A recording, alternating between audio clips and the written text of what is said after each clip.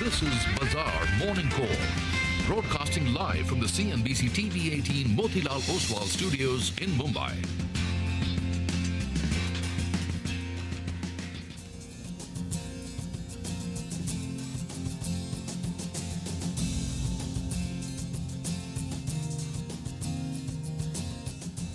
Good morning. You're with us here on a fresh new edition of Bazaar Morning Call. It's a Friday morning, and thank God for that. The Mumbai winters are here, I dare say. Yeah, lovely. What did you Mumbai just say? winters. What did you say, Prashant? Mumbai winters? Where? Where are you coming from? Let me start. We're coming to you live from the CNBC TV18 Motilal Oswal studios. I'm Prashant. With me, my colleagues Surabhi and Nigel.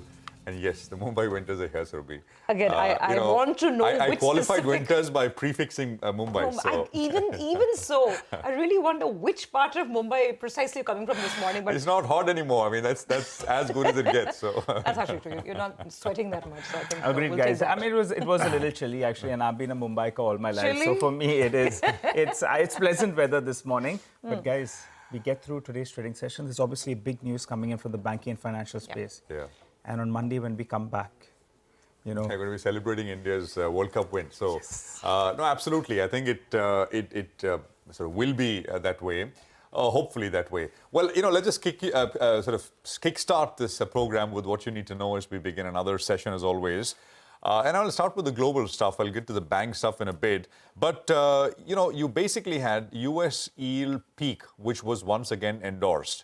What do I mean by that? I mean that once again, the markets got the idea got reinforced that maybe the Fed is done and next year rate cuts will start. I'll get back to that in just a bit from now. But that has essentially been the big macro driver for these moves that we've been seeing globally.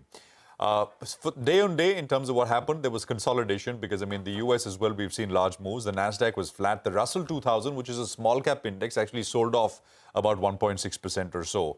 Data was weak, which is good news, when you're looking at rates and yields, etc. So weekly jobless claims actually rose. Industrial production fell by more than expected. And as a result, as a consequence of that, the US 10-year yield, bond yield, lost about 8 basis points to about 4.45%.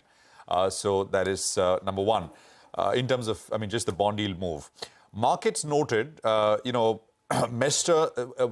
Fed hawk, a traditional Fed hawk, came through and he seemed pretty reluctant to push back on the 2024 rate cut expectations. And that, I think, was pretty significant. This is somebody who's actually advocated hikes after hikes.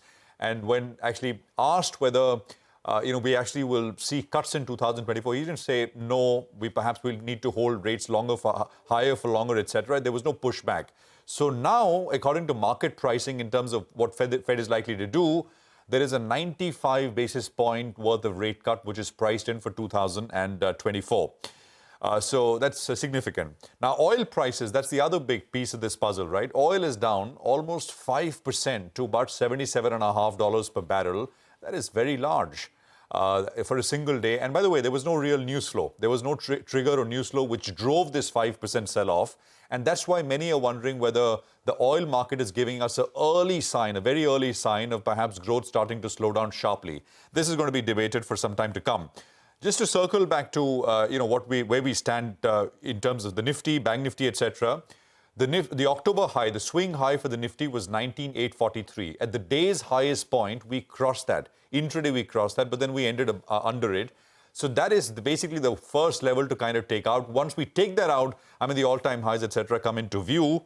Support for the Nifty comes in at, I want to put out two levels. One is 19,530, which is nothing but the 50% retracement of the fall that we saw. And then you also have 19,470, which is the 40-day exponential moving average. So these are where supports come in. I think we need to be mindful of where supports come in as well, because the market's been so strong that everybody's focused on the upside.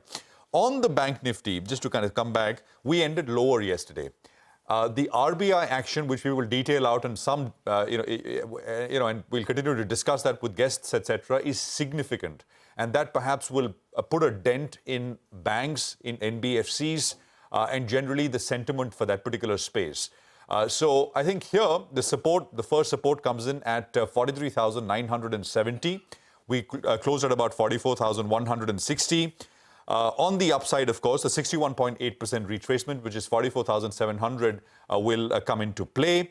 Mid-caps and small caps, they continue to sort of rally. The mid-cap index, by the way, yesterday made a new high, intraday high. The small cap index, of course, has been pushing and making newer highs every single trading session. So there is a fair bit to track. Global handoff, etc., is okay. Oil price, of course, is significant. Oil price drop is significant, and that we will take note of in terms of oil-sensitive names, etc. But the GIFT Nifty should give us an indication of how we are likely to start, which is neither here nor there, about 30-odd points lower this morning. Surabhi. Prashant, absolutely. Yeah, I think today of all cues, I am looking at this bank action, RBI action, in close detail, as most of us are. Pull up the bank Nifty intraday. Remember in closing bell, we were all wondering what happened. The market had everything going for it. And suddenly, bam, a minute, out of nowhere, that index completely collapsed. So I just want to kind of hark back to that. Can you get the Nifty bank chart up, the line graph up? It was just around 3 o'clock. So clearly, the market was sensing something. Now, the fall probably wasn't enough to pencil in everything that's happened because, as Prashant said, the action is fairly significant and, it's something that cannot be perhaps digested in just one session flat. The fall from the peak yesterday, Bank Nifty was at 44,400 and then it closed down at about 44,161. So, 300, 350 point fall, it's clearly not enough to digest everything that has happened. So what has happened? Now, let's get back to the graphics. What we've seen is that the RBI has come out and increased risk weights on unsecured lending. What does that mean? Risk weights have gone up on credit cards, on personal loans. There are some exceptions like education loans, etc. Housing loans, of course, have been left out. But largely on unsecured lending. And this was the pocket in the banking sector that was really flying high. We had the RBI governor, and on past several occasions, he kind of referred to it. There was a hint towards this, whether we need to monitor the unsecured portfolio a little more rigorously. Well, that's exactly what has happened. Not just this, so the risk weights have gone up by 25 basis points on the unsecured part. And this, by the way, is applicable not just to banks, but to NBFCs as well. Not just this, the lending that banks are doing to NBFCs, even there, the risk weight has gone up by 25 basis points. Of course, we'll have in Abhishek and all the experts to detail out how, this plays out. But the large understanding is that this will, in all probability, slow down what was a fantastic high-yielding segment for a lot of these lenders, at least in the near term. So we need to see that. And of course, then capital adequacy requirements might go up for some lenders as well with higher risk weights. So we'll see how that plays out. For the year, in any case, the Nifty Bank has been the underperformer, right? This index has hardly moved, just about 2.5% for the year, the calendar year 2023. The Nifty has done much, much better. Yesterday, if you note, just before the bank fall, the story of the day was this huge wave of buying in IT. Now, that's the question. As money keeps coming in, and I'll get to the flows in just a second, can IT take on market leadership in any meaningful way? Someone will have to, hold the can as banks go through this painful period of pricing in what the RBI has done. Now, onto the flows, and they remain positive. So that's something to keep in mind. Again, second day of buying from the FII fraternity, decent buy number, close to about 950 crores. Domestic institutions were also buyers. So the liquidity flow is coming. Where will the money go? Can IT or maybe Reliance or maybe the consumer space that hasn't performed, can any other sector, make up for the pain that perhaps banks have to go through in the near term? But Nigel, I know you're looking at levels and the FII positioning as well. So tell us more. Well, the three top points first. Once the banks and the financials, they were preparing for some kind of negative news, and that's why we did see that fall yesterday. The Nifty IT index and other heavyweights, they'll have to hold one end up. And the third factor is crude oil prices. They have seen a sharp downtick, and that's what will keep the bulls rather excited. Let's focus on the first point, though, on the Nifty as well as the India VIX. Now, yesterday, the Nifty ended higher, but you saw the VIX as well that ended higher. That's normally a word of caution that comes in there, and that's precisely the way it played out yesterday. But on the Nifty Bank, that's going to be the big focal point. So I want to pull up two charts out here. All through the session yesterday, we were mentioning this, that at around that 50 as well as the 100 DMA, the Nifty Bank, it's facing some bit of resistance. So, and that's from where it did a U-turn as well yesterday. It traded in that range and then it pulled down. You'll say that's the resistance level. What about support? Let's get the next chart up for you. You should get the 20 as well as the 200 DMA that comes up for you. That's at around that 43,400 odd mark. That's where the crucial support is. So these are the two important points on the Nifty Bank itself in terms of resistance as well as in terms of support levels. But at the start of the series we were mentioning, the FIs are net short. But don't be so worried. It's played out exactly in that way. So at the start of the series, we 1.5 lakh contracts, FI is net short. Just take a look at that number. They've gradually covered down their position, and now they're down to around 1.27 lakh contracts. So that's a big short covering we've seen. At the high, it was close to around 1.75 lakh contracts. So 50,000 contracts have covered out, which has definitely had an impact on the Nifty. And take a look at the impact. Well, at the start of this series, we said April wasn't so bad and they were net short. Well, in the month of November so far, for the series itself, they have outbeat actually what we saw in April. So good going, the big short covering has played out. Now let's get to the levels then. On the Nifty, there's one strike that was fairly active yesterday. And before that, actually, since you already mentioned about the FI flows, I'm looking at the net institutional flows. And the last two sessions, the average is around 1,400 crores, which is encouraging. In the series so far, there have been net sellers to the tune of close to 150 to 200 crores. So institutional buying has restarted, which is good. And also shorts are covering out. Let's get to the levels then right away. Options data, the highest open interest that you have is at around the 19,700 put. On the put side, you have total open interest out there. And the premium on an average, I'll say it's around 75 rupees for yesterday itself.